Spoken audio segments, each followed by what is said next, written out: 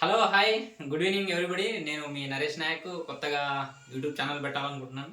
Channel పేరు ఇంకా decide చేయలేదు, కానీ ఒక విషయం అయితే రోజుకో విషయం చెప్తాను. ఈరోజు ఒక టాపిక్ మీద చెప్తాను. మీ అందరికీ తెలియదు, తెలుసుకుంటే ఇంకా మనం మనీ సేవింగ్ ఎందుకు అవ్వట్లేదు, ఎందుకు మనీ వేస్ట్ చేస్తున్నాం అనేది నేను చెప్పే దాంట్లో కొద్దిగా మీకు అర్థమైద్దని అనుకుంటున్నాను. ఏంటంటే మనం ఏదైనా వెహికల్లో మనం ఆఫీస్కి వెళ్ళినా ఎక్కడికి వెళ్ళినా ఒక పెట్రోల్ 1 లీటర్ ఈరోజు రేటు 108 రూపాయలు.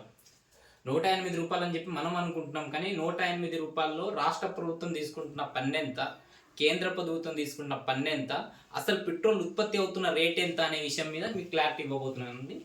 ఇంకోటి, క్రూడ్ ఆయిల్ రేటు డ్రమ్ము బ్యారిల్ వచ్చేసి 190 లీటరు $60 అంటే మనకు 48 రూపాయలు, 148 రూపీస్.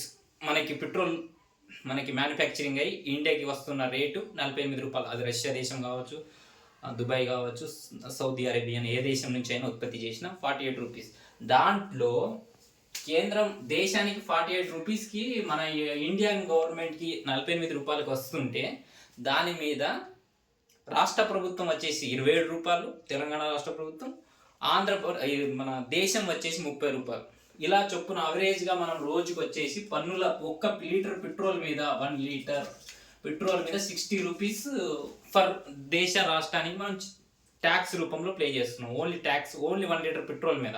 ఒక రోజుకు ఒకటి కొట్టుకోవచ్చు, నెలకు 1 లీటర్, రోజుకు 1 లీటర్ చొప్పున నెలకు వచ్చేసి 30 లీటర్లు మనం వాడి ఉంటే, రోజుకు 1 లీటర్ చొప్పున నెలకి 30 లీటర్లు వేసుకుంటే యావరేజ్గా మనం 1800 రూపాయలు జస్ట్ 1 లీటర్ పెట్రోల్ మీద మనం నెలకి రాష్ట్రానికి మనం కడుతున్నాము.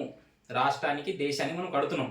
మనం ఇంకో విషయం తెలుసుకోవాల్సింది, ఒక పెట్రోల్ మీద ఇది మిత్రులారా మనం కడుతుంది ఏంటండి. ఇంకోటి ఇన్కమ్ ట్యాక్స్, ఇంకోటి పరోక్షంగా ప్రత్యక్షంగా కట్టేదాన్ని ఏమో ఇన్కమ్ ట్యాక్స్ అంటారు. పరోక్షంగా కట్టేదాన్ని ఏదైతే మన ఉప్పు, మిరపకాయలు, ఏదైతే నిత్యావసర సరుకులు ఉంటాయో వీటి మీద మనం పరోక్షంగా కడతాం ట్యాక్స్లు.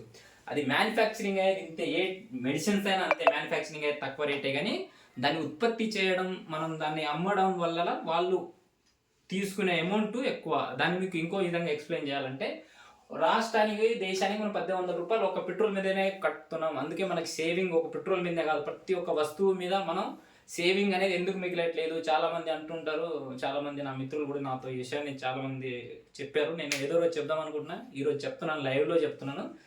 బహుశా ఇది రేపో మాపో సొంతంగా ఛానల్ పెట్టినప్పుడు మాత్రం పక్కటి వీడియో రిలీజ్ చేస్తాను, మీ అందరికీ ఉపయోగపడుతుంది. ఇంకోటి ఏంటంటే, చాలామంది మిత్రులు అంటున్నారు ఏంటంటే, నాకు శాలరీ పెంచితే నేను ఉద్యోగం చేస్తాను, నాకు శాలరీ సరిపోవట్లేదు. నీ శాలరీ 10,000 ఉంది అనుకో, నీ 10,000 ఉన్న రేంజ్లో మనం ఉండాలి, అప్పుడే నీకు శాలరీ సరిపోతుంది. నాకు బెంచ్ కార్ లెవెల్లో ఉండాలి, నాకు వెహికల్ కావాలి, నాకు స్మార్ట్ ఎల్ఈడి రేంజ్లో నేను ఉండాలి, హైఫై రేంజ్లో ఉండాలి అనుకుంటే ప్రమాదం. అలాంటి హైఫై రేంజ్కి వెళ్తే మనం ఇబ్బందికి గురి కాబడతాం. సేవింగ్ అనేది ఇంపార్టెంట్. మనం ఎంత ఖర్చు తగ్గించుకుంటే మనం అంత భవిష్యత్తులో పైకి వెళ్ళామా, నాకు శాలరీ సరిపోవట్లేదంటే నాకు ఇంక్రిమెంట్ చేయండి, నాకు జీతం పెంచండి అనే విషయాన్ని ఎంత తగ్గించుకుంటే భవిష్యత్తులో మనం అంత పైకి వస్తామనే విషయాన్ని నేను క్లియర్గా మీకు అందరికీ చెప్తున్నాను. ఇంకోటి ఏంటంటే, ఇప్పుడు మనకు కొత్తగా వస్తుంది కదా, ఏంటి, సర్పంచ్, ఎంపీటీసీ ఎన్నికలు. ఈ ఎన్నికల్లో మీరు డబ్బు తీసుకొని ఓటేస్తే కనుక అది మీ జీవితానికే ప్రమాదం మిత్రులారా. ఇది మాత్రం పర్ఫెక్ట్గా మీరు మీ మనసు పెట్టి ఆలోచించండి. ఎవరైనా డబ్బులు ఇస్తే తీసుకోండి, ఇది మీ కష్టం సొమ్మే, నేనే వద్దనను, ఎవరు వద్దనరు. డబ్బులు ఇస్తే తీసుకోండి, వాళ్ళు ఏమైనా బిర్యానీ పొట్టినాలు ఇస్తే తీసుకోండి, కానీ నిజమైన నాయకుడు పనిచేయగలుగుతాడు అనే వ్యక్తికి మాత్రం ఓటేసి గెలిపించుకోండి. మీ గ్రామాలను, మీ తండాలను అభివృద్ధి వైపు నడిపించుకోండి అనేది నేను చెప్తున్న ఎగ్జాంపుల్. ఇంకోటి ఏంటంటే, మీ అందరు అంటుంటారు, ప్రభుత్వం మాకు ఇది చేస్తుంది, ఆ ప్రభుత్వం అది చేస్తుంది, ఇది చేస్తుంది. ఎవడో సొమ్ము కాదురా నాయన, ఏదైనా బడ్జెట్ పెడితే మన సొమ్మే అది. మనం కడుతున్న ట్యాక్సులతోనే దేశం, రాష్ట్రాలు నడుస్తున్నాయి అనే విషయాన్ని మీరు గమనించుకోవాలి.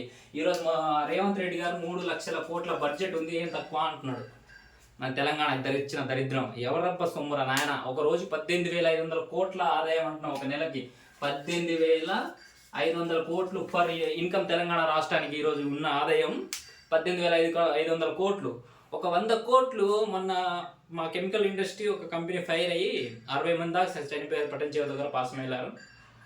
కంపెనీ పేరు సంథింగ్